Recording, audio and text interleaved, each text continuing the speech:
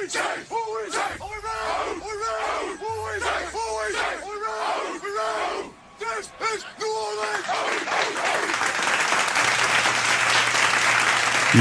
it's that time again, man. Shout out to the mighty Who Dat Nation, Big Q representing the sports coma, man. Much love. Shout out to FanDuel, the official sponsor of the show.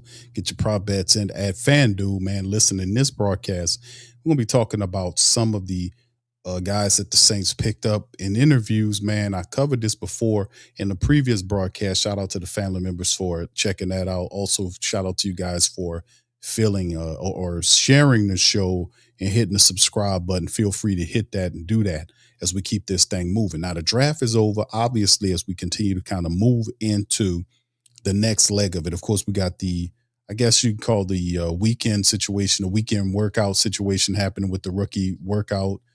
Kind of like a, I ain't gonna call it a camp, but the Saints invite some of the rookies in, all the undrafted guys. Some of them come in and they look at them, they put on some of the black and gold, and the Saints check them, get a good first look at some of our drafted guys in Saints attire coming up this weekend and going into the next weekend. That's usually how they do it. The first weekend and the second weekend after the draft, we usually get an opportunity to take a look at those guys. But in this broadcast, we're going to kind of look at a few things dealing with the Saints. Anfernee Jennings, it was one of the guys the Saints picked up after the draft. He was a veteran from the New England Patriots. Last year, they made it all the way to the championship and lost.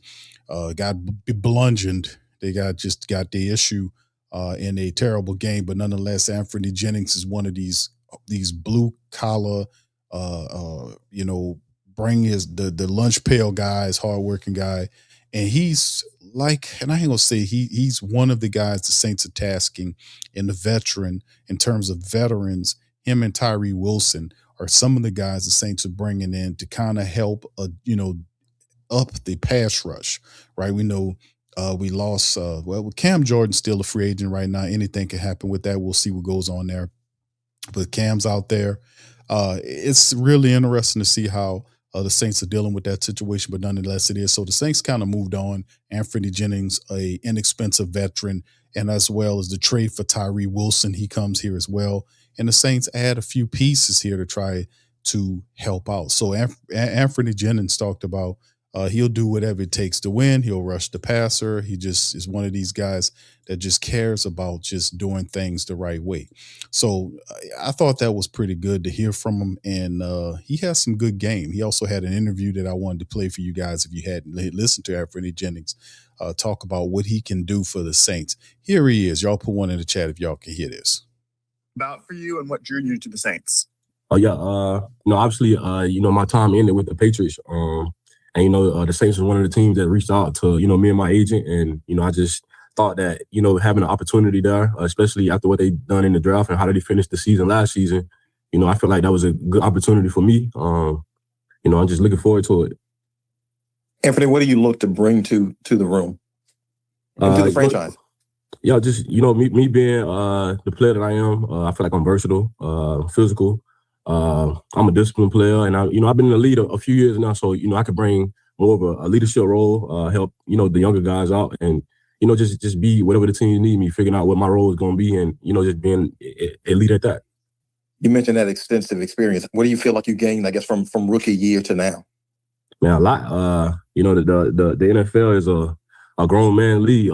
Just having an opportunity to play with different coaches over the last few years, and just different players and learning a lot from the game, and just playing a lot of football too when I was in New England, and just being who I could be for this team, this organization, and just learning my role and being the best at that. How much does it help to have that, I guess, that Super Bowl experience, or at least to have that experience having gone that far in the playoffs? It helps a lot. You kind of know what it takes to get there.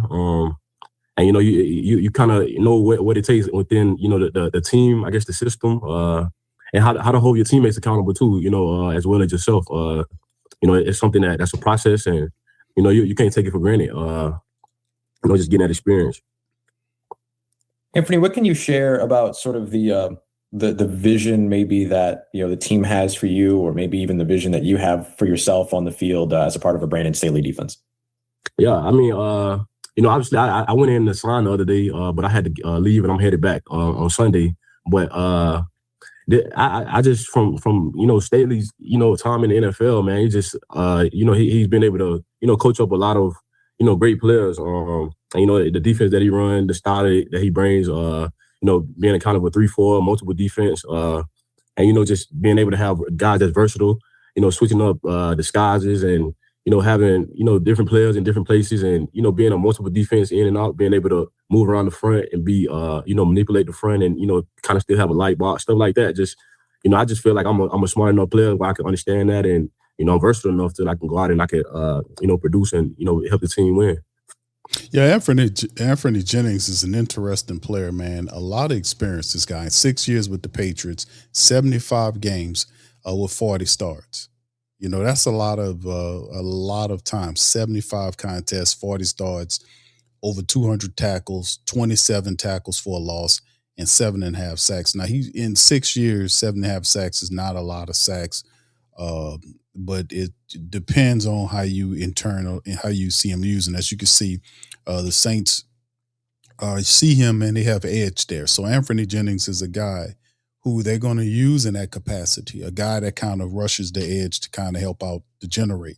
Now, like we talked about, a lot of the other edge rushers like Chaisson, Carl Granderson, Chris Rump, and then you add Tyree Wilson into the mix, and then you have Anfernee Jennings there. These two veterans will be tasked with helping or fight for that last edge rusher spot, right? We know Chris Rump is one of the guys the Saints brought back. He fits the system well. Tyree Wilson obviously could have the inside track in terms of what the Saints gave up to get him, just a 5th-round selection, 1-year prove-it deal. It's a lot of talent there that's untapped. And Jennings, like I said, is another player who plays, very aggressive player, a very smart player, very experienced player, very centered and grounded player to understand what it takes to win. And then you just got to like this kid, this man, how he talks about the game. Let's listen to a little bit of him again, and then we'll move to the next one. Being the part of the Patriots last year, you guys took a big leap when maybe, that wasn't the outside expectation for you guys going into the season. What did that take? What did that going forward, with the Saints looking to do something similar? Yeah, I think, like I said, man, based on what the Saints were able to do towards the end of the season last year, and, what they've done in the offseason as far as getting players and, helping, guys, I think that offensively we got a chance, and defensively we got a chance to, be really good. Obviously we got to put the work in and, take it one day at a time. But I think that, obviously last year nobody gave us a chance to be where we was, where we ended up at the end of the season. But, we kind of kept that within ourselves. We worked every day, and, we held each other accountable, and we out and, we executed the game plan, and we was able to, complement each other, offense, defense, and special team. Good point by Anfernee Jennings. Nobody gave the Patriots an opportunity and said they were going to make it back to the Super Bowl, but a soft schedule and them playing well and sticking together actually benefited them going forward and into that thing. I'm not saying the Saints going to make the Super Bowl at all. We hard pressed just to turn around and go from worst to first and compete in the first year there. So it's going to take a few things to accomplish this. Bottom line, we're going to need the help of guys like Anfernee Jennings and guys like Tyree Wilson, who's next up to bat on his thing. Now, he is really an interesting, intriguing player if you think about it for the black and gold, because a 5th-round selection given up for Tyree Wilson it puts him on par to be able to compete for that 3rd edge rusher spot, right? That first reserve edge rusher spot. Him and Chris Rump firing off on the reserve from the reserve perspective. Tyree Wilson, the top 7 pick, can Coach Bo Davis or the edge coach unlock Tyree Wilson here? Can they do it? That'll be the big question. Anyway, let's hear what he had to say. The trade and the Saints going and seeking you out, bringing you here to the Big Easy. Man, first, I'm grateful to be here, grateful for the opportunity. Man, I feel like hearing around the building, been trying to get this going for a while now, and thankfully it finally happened. New beginnings here. Glad I able to be a Saint and get this thing rolling. From a Raider to a Saint. Knowing that they you said they've been trying to get it done for a while now. How does that feel for you, just in terms of knowing that they kind of identified you as a player that they want in their building?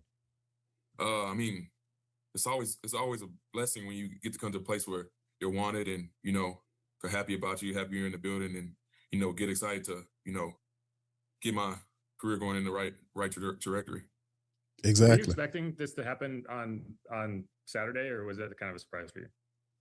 No, I didn't know exactly what day it was happening, but I was kind of aware that it was going to happen, and thankfully it happened on Saturday.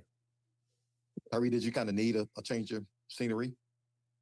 I wouldn't say need, but I wanted to change the scenery. Have you gotten a chance to talk to Brandon Staley yet, and have they kind of indicated what their vision is for you in terms of role? Yes, earlier today I met with the whole defensive staff, introduced myself. They introduced themselves with me, and really, they got a vision for me and the defense. And they value edge players. So their plans to get me going and, get my best ball going ahead of me. Yeah, that's the big thing, man. Obviously, you talk to Coach Staley, and Coach Staley has a wonderful staff defensively.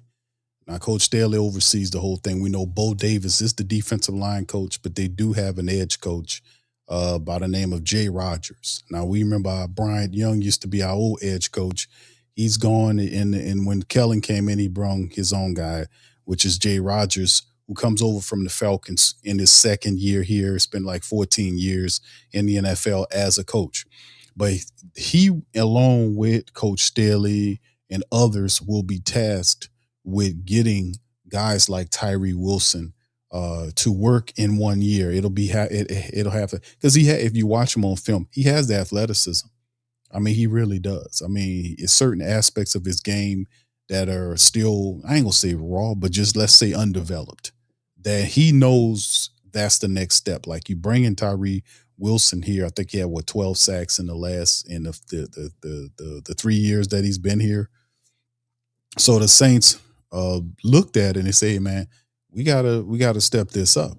Of course, Cam, and I paid you Anfernee Jennings talking about firing off the edge to try to produce some pressure from a backup standpoint. So let's finish out with Wilson.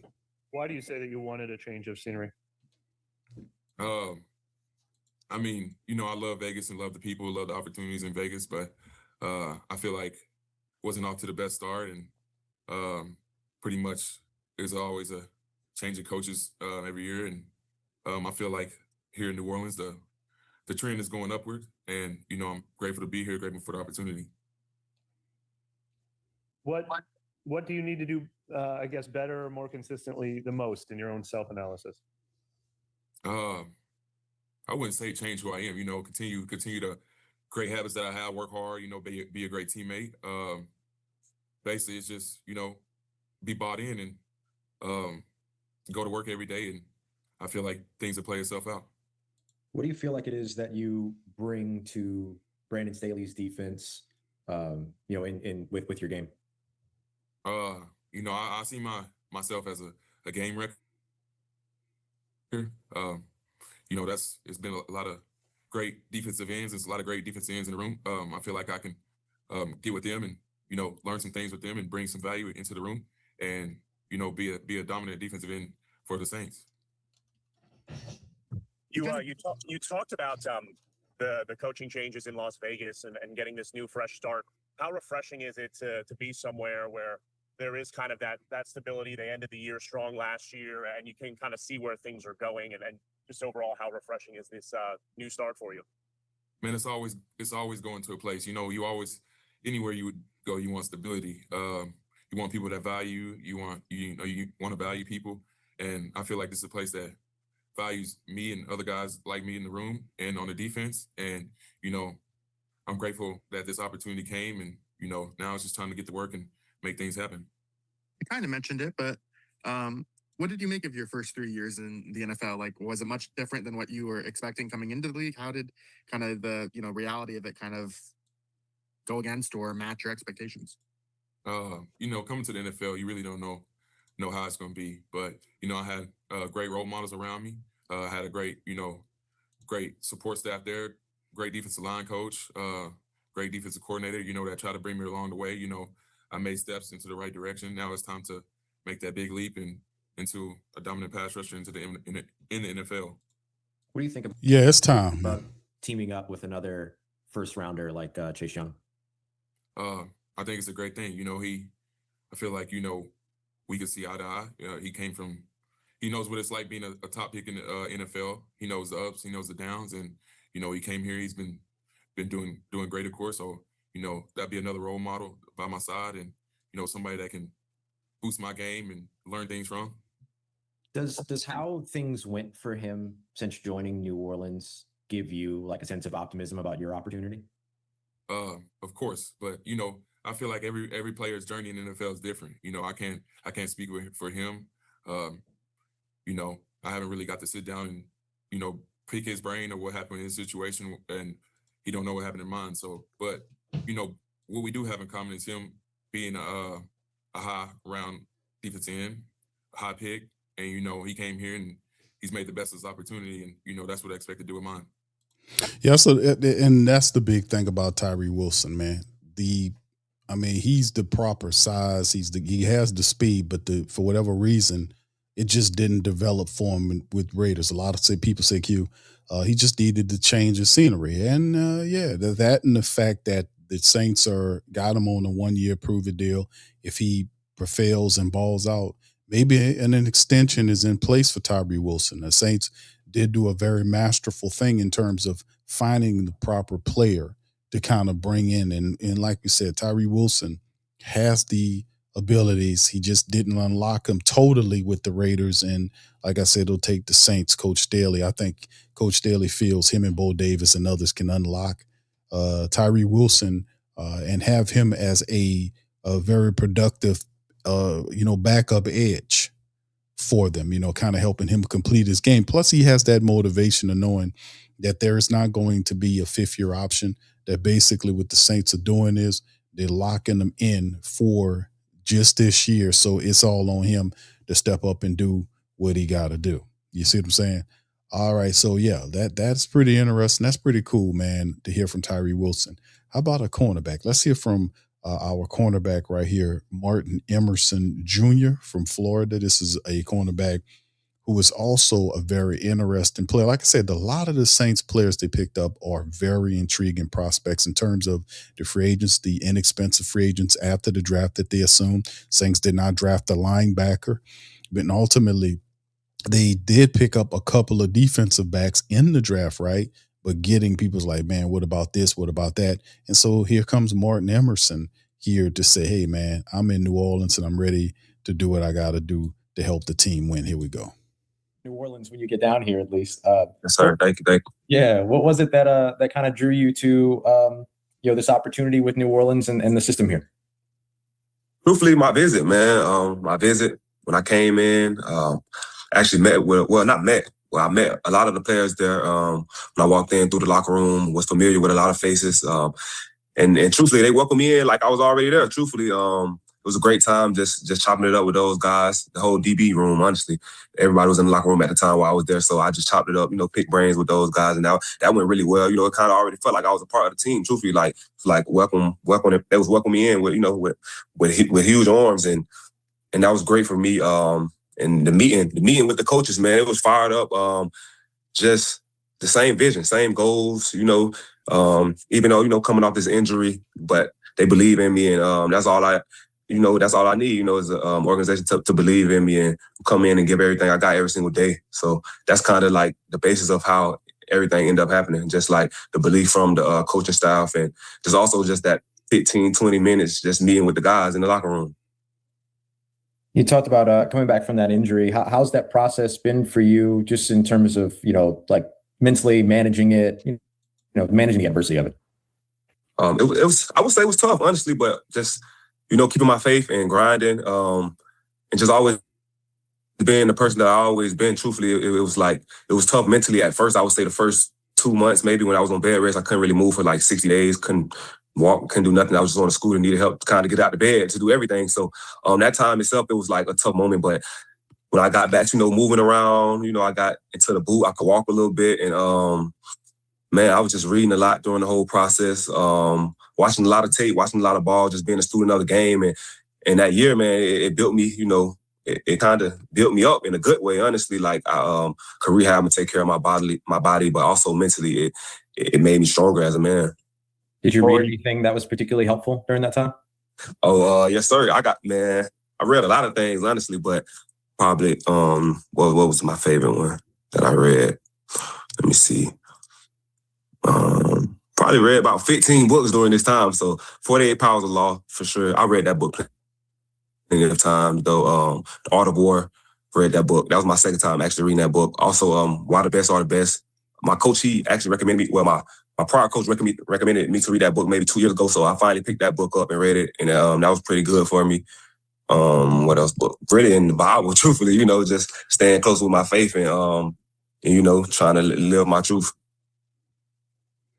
That's some interesting books. Martin, growing up in Pensacola, only 3 hours away, what was the reaction of your friends, family, for the city there? And also share with everybody Pine Forest High School. I mean, there's you, Devin Witherspoon, and Mac McWilliams. All three of you guys playing the NFL. What is it about that high school that separates itself? I would say, man, work ethic.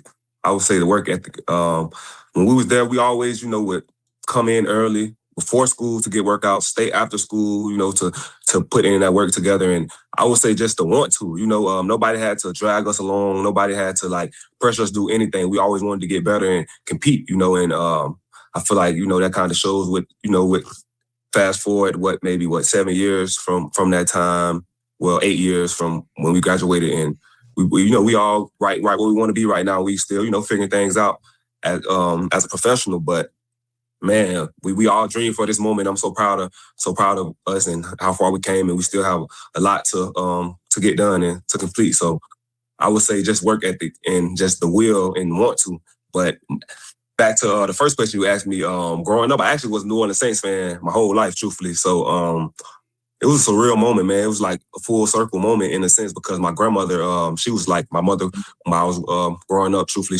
And she passed away maybe when I was like 12, but she loved the Saints, New Orleans Saints. She loved Drew Brees. So my family, we all really are New Orleans Saints fans now, truthfully. We always have been, but when I got dropped to Cleveland Browns, that changed a little bit. But everybody's stoked and so excited. I still have family in Pensacola, so 3 hours, that's right up the road, and that's home for me. And New Orleans is the closest NFL professional team that Pensacola has. So it was a blessing. What about Jacksonville?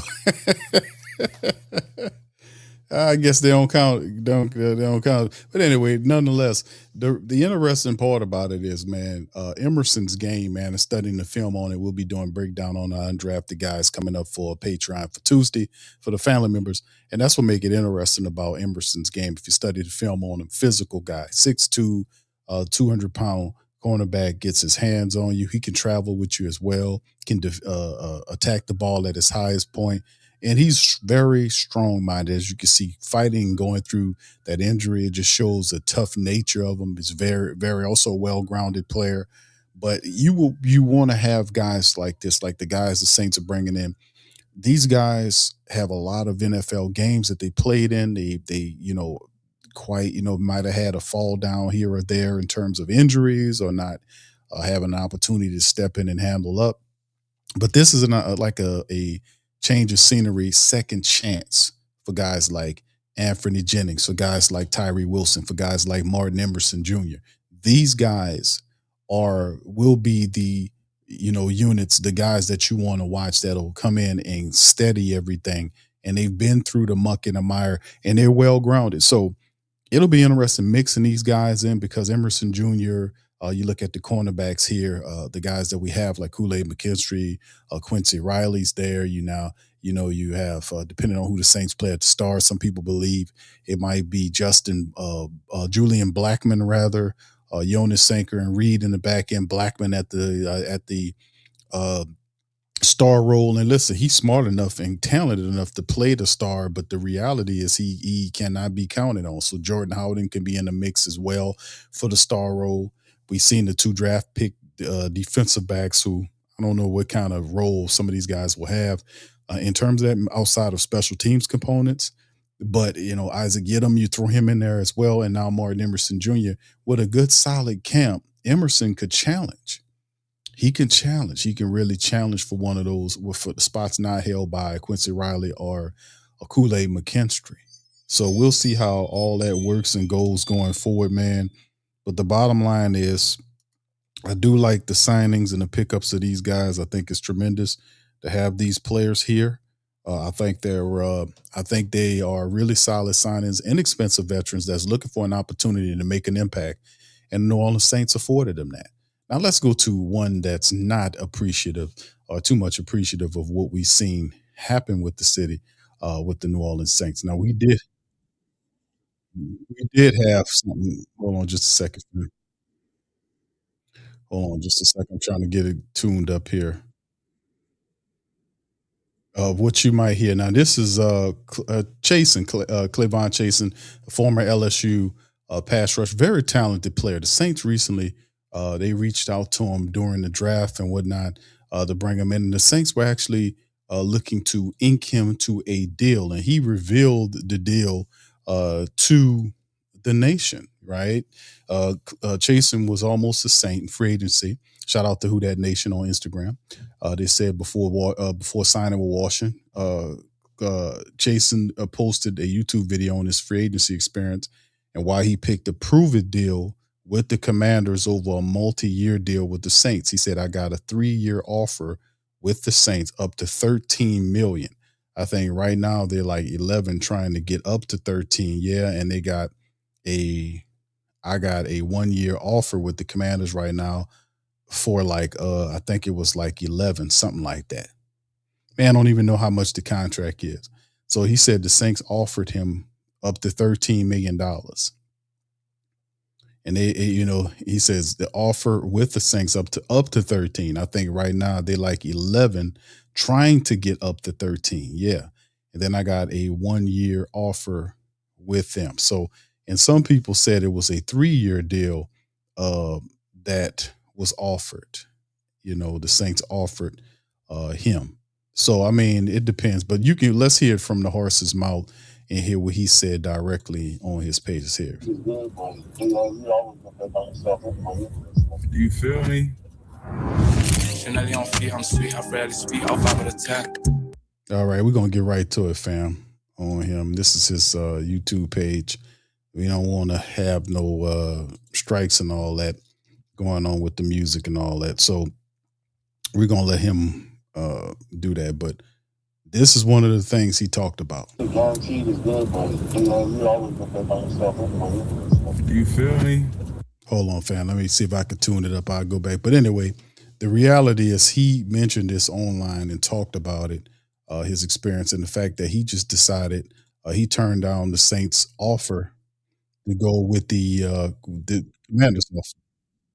So it was interesting to hear what is his thought process. He felt like the Commanders were in a better situation than the New Orleans Saints, and he elected to sign a 1-year offer with them.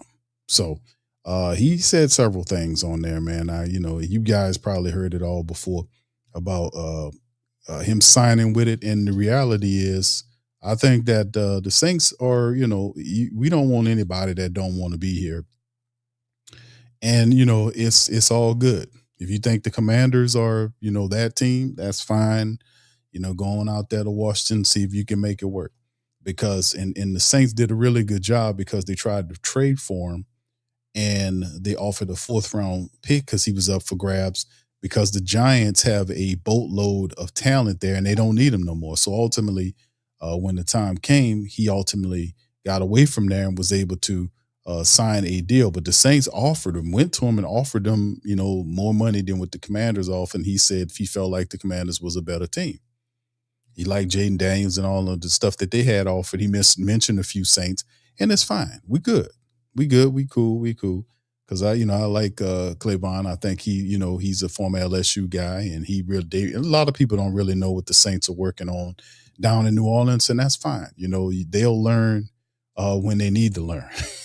They'll know what time it is when it's time to know what time it is for the outsiders. But the New Orleans Saints, man, are working on something down here, and they're not playing. The Saints are not playing around, and they're not screwing around. They're about getting this on the right footing. They're about building this up, and they're about taking it to another level that they feel like they need to take it. That's the bottom line, right? Who that say they gonna beat them Saints? Who that? Who that? Who that say they gonna beat them Saints? Who that? Who that? Who that say they gonna beat them Saints? Who that? Who that?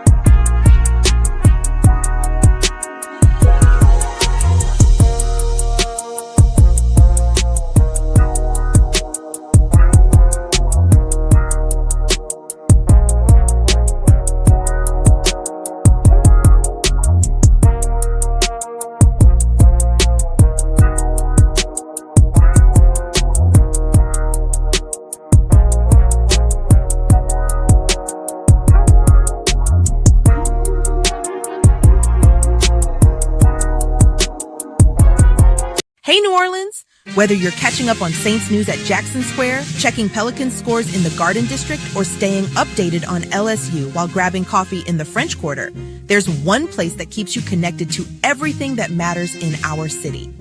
From Bourbon Street to the Superdome, from Preservation Hall to the Riverfront, New Orleanians are staying in the know with thewhodatdaily.com. Your daily source for Saints, Pelicans, LSU, and all the sports, music, and culture that makes our city special. At work downtown, at a game in the Dome, or just relaxing by the Mississippi, wherever life takes you in the Big Easy, you can stay connected. Because when you're from New Orleans, you don't just live here. You stay in the NO. That's stay in the know. Visit thewhodatdaily.com and never miss what matters most to Who Dat Nation. Welcome to the Pro Shop, where we create authentic NOLA-inspired clothing for men, women, and children. From Saints jerseys to Pelicans gear, everything's crafted right here in New Orleans. Whether you're shopping the Pro Shop, the Pel Shop, or the Pro Shop Kids, we've got your whole family covered with genuine merchandise that represents our city's spirit. Check for links in the description section below or in the chat.